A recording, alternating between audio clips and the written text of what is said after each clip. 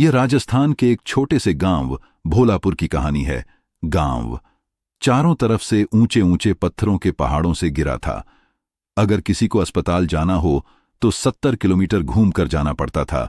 एक दिन गांव की एक औरत रामो देवी बीमार पड़ गई। उसका लक्ष्मण बेटा उसे पीठ पर लादकर पहाड़ पर कर अस्पताल ले गया, लेकिन समय पर इलाज नहीं मिल पाया और उसकी मां चल बसी। उस दिन लक्ष्मण ने फैसला किया, अगर सरकार रास्ता नहीं बनाएगी तो मैं खुद यह पहाड़ काटूंगा। लोग हंसते ताने मारते थे, लेकिन अगले ही दिन वह फावड़ा और छैनी लेकर निकल पड़ा।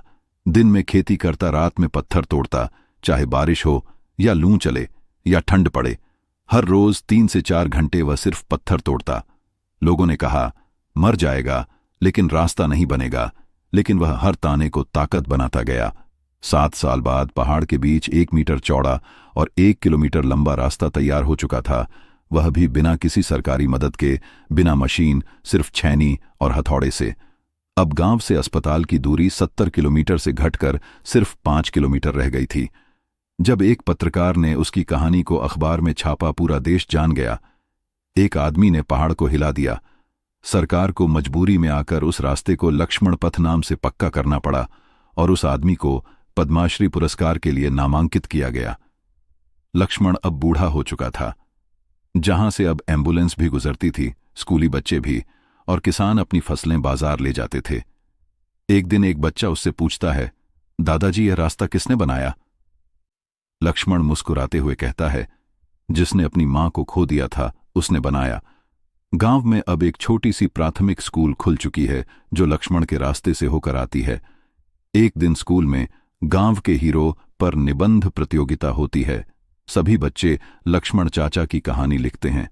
स्कूल की सबसे छोटी बच्ची बुलबुल मंच पर आती है और कहती है, जब मैं बड़ी हो जाऊंगी मैं डॉक्टर बनूंगी, ताकि अब कोई मां रास्ते में दम न तोड़े। लक्ष्मण की आंखों में आंसू आ जाते हैं। वह कहता है, पहाड़ मैंने काटा, लेकिन असली रास्ता तुम लोग बनाओगे। जब लक्ष्मण का रास्ता लोगों के बीच मशहूर होने लगा तो कुछ स्थानीय नेता परेशान हो गए। उनमें से एक बोला, अगर यह आदमी ही सब करेगा तो हमें कौन पूछेगा। उन्होंने अफवाहें उड़ानी चालू कर दी। इसने अवैध तरीके से सरकारी जमीन कटी है। लक्ष्मण को सरकारी नोटिस मिल गया, लेकिन गांव वालों ने एकजुट होकर उसका साथ दिया। सब तहसील के सामने खड़े हो गए। अगर इस रास्ते में ताला लगेगा तो हम सब जेल जाएंगे। ये बात सुनकर सरकार को पीछे हटना पड़ा। फिर गांव वाले खुशी से रहने लगे।